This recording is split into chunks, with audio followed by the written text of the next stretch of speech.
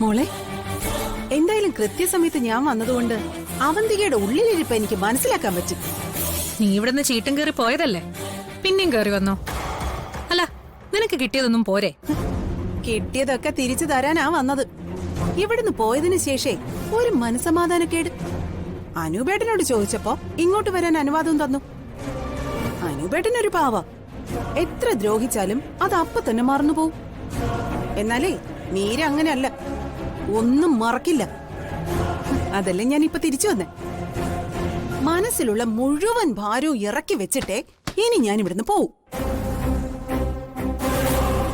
നീ എന്താടി അർച്ചന ഇങ്ങനെ നിൽക്കുന്നേ? അവന്തിക പറഞ്ഞത് കേട്ടിട്ടാണോ? അതൊന്നും നടക്കാൻ പോകുന്നില്ലെന്ന് നിനക്കറിഞ്ഞൂടെ? അല്ലെങ്കിൽ ഇവള് പറഞ്ഞത് എന്തെങ്കിലും നടന്നതായിട്ട് നിനക്കറിയോ? പിന്നെന്തിനാ നീ വിഷമിക്കുന്നെ?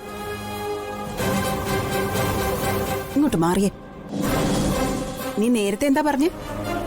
ആതിരയുടെ ഗർഭം അലസിപ്പിക്കുമെന്നോ? ഗർഭം അലസിപ്പിക്കുന്നത് പോയിട്ടേ ആതിരയുടെ അടുത്ത് പോലും നിന്നെ ഇനി ഞാൻ അടുപ്പിക്കില്ല. ആതിരയുടെ കൊച്ചിനെ അവന്തികയുടെ കൈ കൊണ്ട് എടുപ്പിച്ചിട്ടേ ഇനി ഈ മീര ഇവിടുന്ന് പോവും. എന്നെ കള്ളക്കേസിൽപ്പെടുത്താൻ നോക്കിയതിനും എന്റെ അനൂപേട്ടനെ കള്ളനാക്കാൻ നോക്കിയതിനും പിന്നെ ഇപ്പൊ നീ ഈ പറഞ്ഞതിനും എല്ലാം ചേർത്ത് നിനക്ക് തിരികെ തന്നിട്ടേ മീരയ്ക്ക് ഇനി സമാധാനമായിട്ട് ഇവിടെ ഇരിക്കാൻ പറ്റൂ. നീ കാത്തിരുന്നു. എന്റെ ചെണ്ട ഇവിടെ ഉണ്ടായിരുന്നോ? നല്ലത് ചിന്തിക്കുകയും പ്രവർത്തിക്കുകയും വേണം. മറ്റുള്ളവരുടെ വാക്ക് കേട്ട് ഓരോന്നിനിറങ്ങിയാൽ സ്വന്തം ജീവിതം കോഞ്ഞാട്ടയായി പോവും. നേരുന്നു ശുഭദിനം. വാർച്ചനെ.